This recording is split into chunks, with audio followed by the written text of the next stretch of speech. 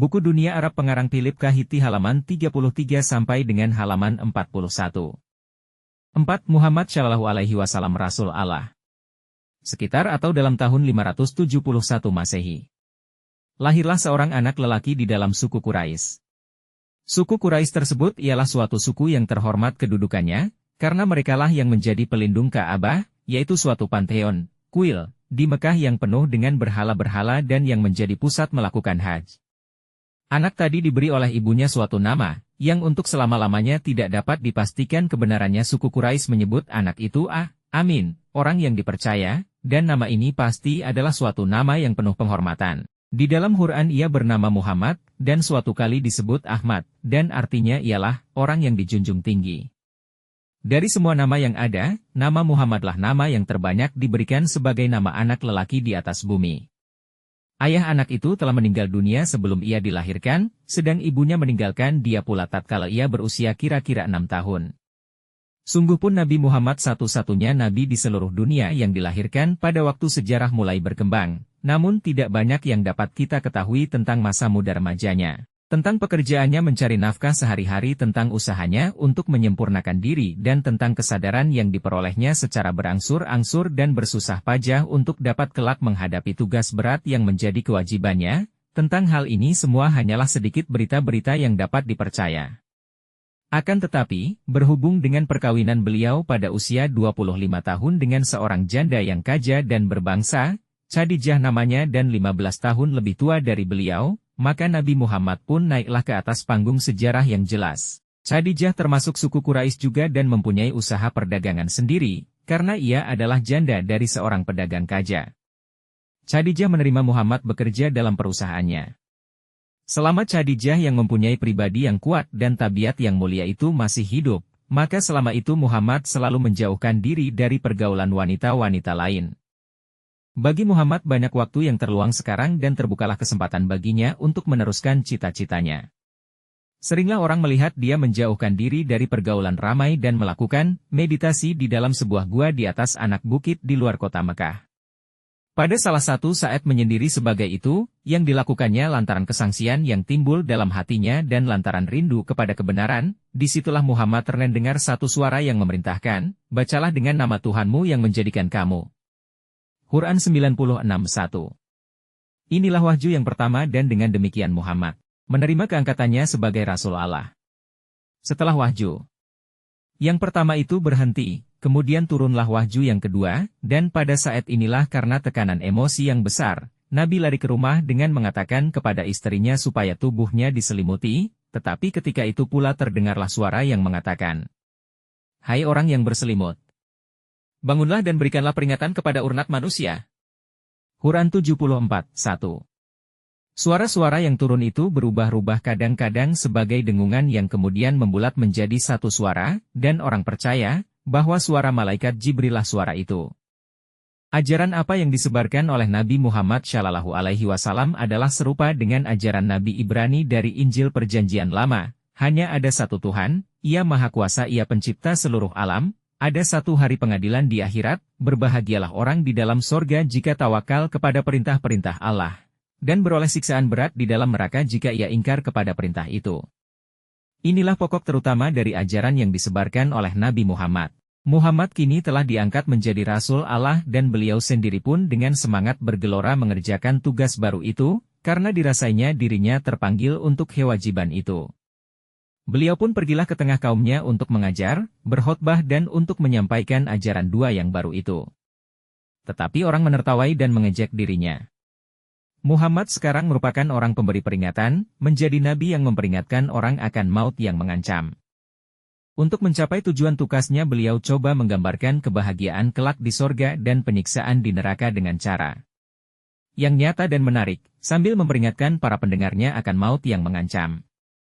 Sebagai pendeknya, sukarnya dan impresifnya semua wahyu yang turun dalam babak pertama, demikian pula lah pada mulanya jarang orang yang mau masuk menjadi muslim. Istri Nabi, iparnya Ali dan saudara dekatnya Abu Bakar, ketiga-tiganya memang percaya akan ajaran Nabi, tetapi suku Quraisy yang aristokratis dan besar pengaruh itu selalu menjauhkan diri. Namun demikian lambat laun bertambah jugalah jumlah orang yang masuk Islam, terutama dari kalangan rendah di dalam masyarakat. Kalau selama ini suku Quraisy hanyalah mengejek dan memperolok-olok Nabi, kini rupa-rupanya tidak cukup lagi hanya berbuat demikian. Sudah perlu untuk memerangi Nabi serta pengikut-pengikutnya dengan kekuatan senjata. Tindakan baru-baru itulah yang memaksa 11 keluarga orang-orang Mekah menyingkirkan diri ke Abisinia. Mereka semua telah masuk Islam, dan kemudian dalam tahun 615 menyusul pula ke sana 83 orang lainnya. Para emigran tersebut diperlakukan oleh Negus Abisinia yang beragama Kristen itu dengan sangat baiknya, dan tatkala suku Quraisy dari Mekah menuntut pengembalian mereka, Negus selalu menolaknya. Walaupun suasana gelap karena rintangan dan pengejaran dan sementara juga berkurangnya pengikut dua nabi, namun dengan tidak getar-getarnya beliau meneruskan khotbah-khotbahnya.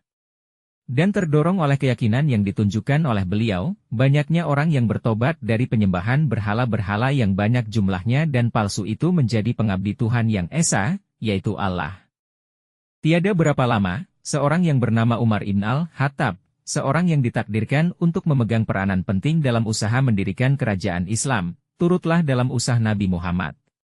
Dalam masa ini pulalah terjadi perjalanan malam, Isra, dari Nabi. Yang dramatis itu, pada perjalanan malam tersebut, Nabi langsung dibawa pergi dari Ka'bah ke Yerusalem, sebelum beliau mikraj ke 7 langit. Sebelum mikraj beliau berhenti di Yerusalem, dan oleh sebab itulah kota ini menjadi kota suci yang ketiga bagi dunia Islam, di samping kota Mekah dan Madinah.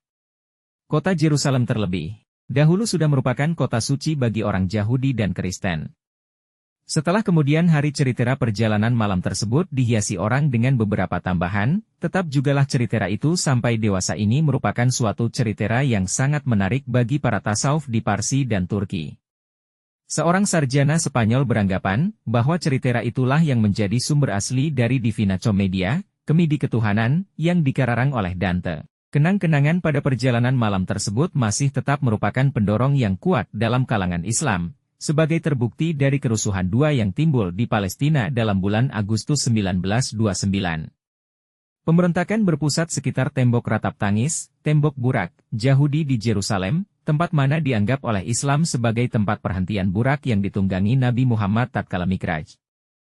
Burak itu merupakan kuda bersajab, mukanya sebagai muka perempuan dan ekornya sebagai ekor burung merak.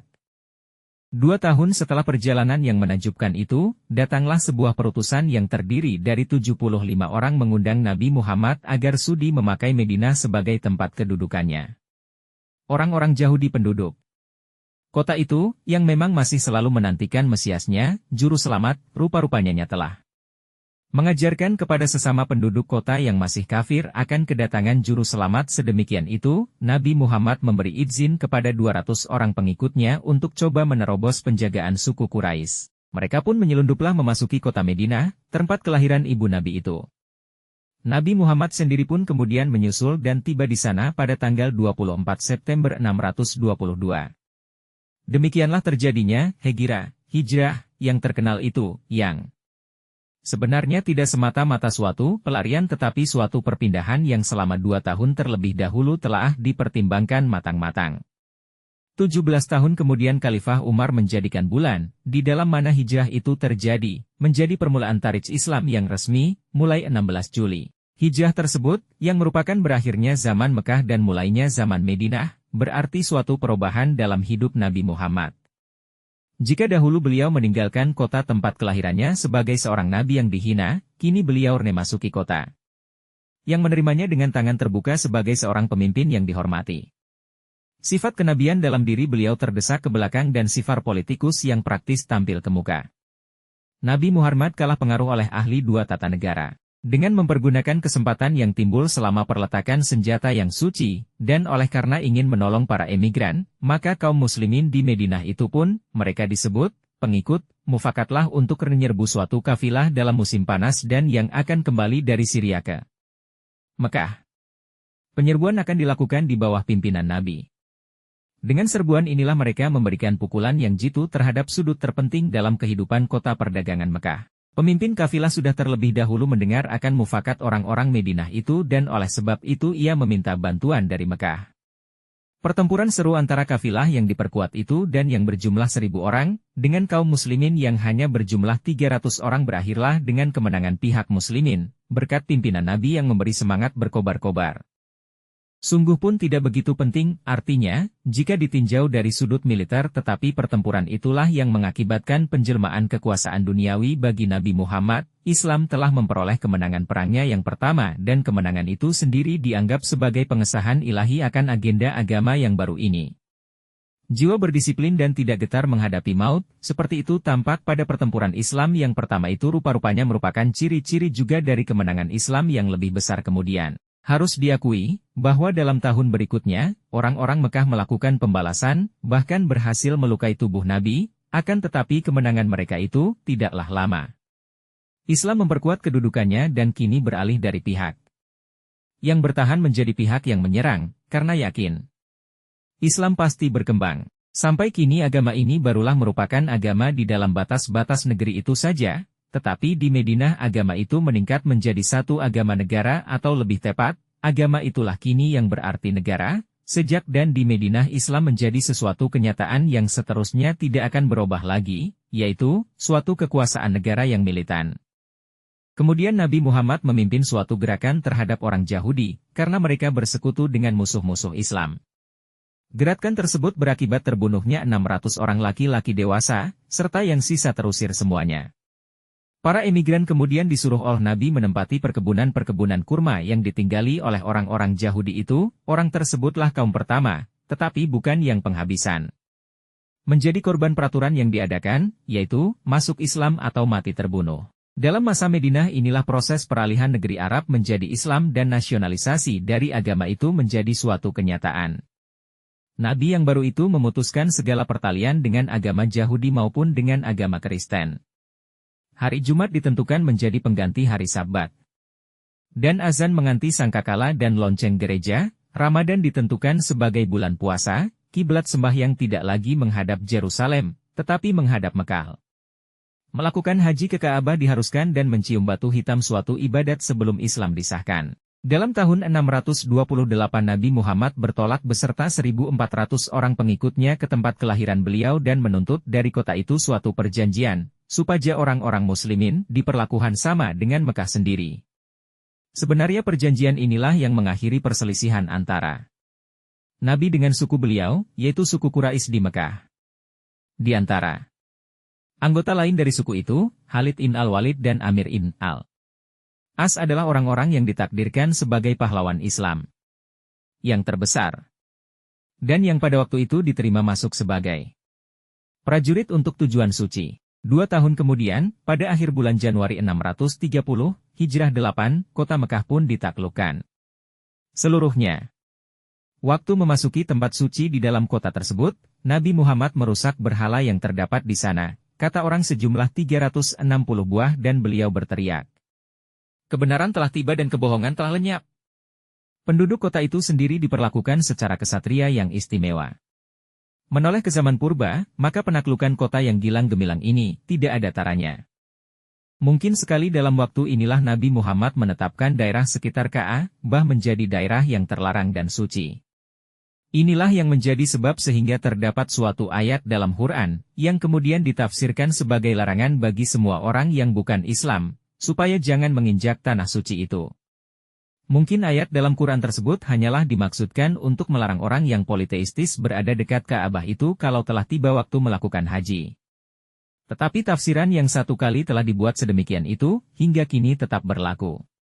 Orang-orang Eropa yang beragama Kristen, yang berhasil melihat kedua kota suci itu serta kembali dengan selamat, tidak lebih dari sejumlah 15 orang. Yang pertama ialah Ludovico di Vartema dari Bologna pada tahun 1503, dan salah seorang yang terakhir ialah seorang Inggris bernama Eldon Rutter. Dan tentu sekali yang paling menarik lagu ceritanya ialah mengenai Sir Richard Burton. Pada tahun 9 Hijrah Nabi Muhammad mengadakan perjanjian perdamaian dengan pemimpin Kristen di Al-Aqabah dan orang-orang Yahudi di Wahah Darah Magna, Adruh dan Jarba di selatan. Penduduk-penduduk Kristen di sana diperlindungi oleh masyarakat Islam yang baru terbentuk dengan jalan membayar jizyah, yang dimaksud sebagai pajak tanah dan pajak kepala. Perjanjian inilah yang melahirkan suatu presiden yang mempunyai akibat sampai jauh di kemudian hari. Tahun 9 Hijrah, 630631, ini disebut tahun perutusan karena selama tahun itu berdatanganlah utusan-utusan dari dekat dan jauh untuk mengikat perjanjian persahabatan dengan Nabi Muhammad. Untuk renjaukan kesulitan maka beberapa suku pun bersatulah, sungguh pun hal ini tidak terjadi atas keyakinan Islam sendiri menganggap bahwa pengucapan syahadat secara lisan dan pembayaran upeti, telah cukup memenuhi syarat.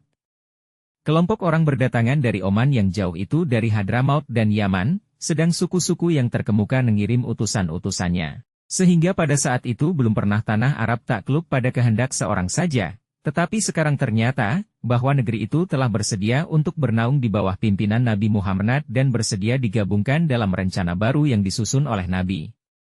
Dari penyembahan berhala, terjelmalah agama yang lebih mulia dan akhlak yang lebih tinggi di negeri Arab.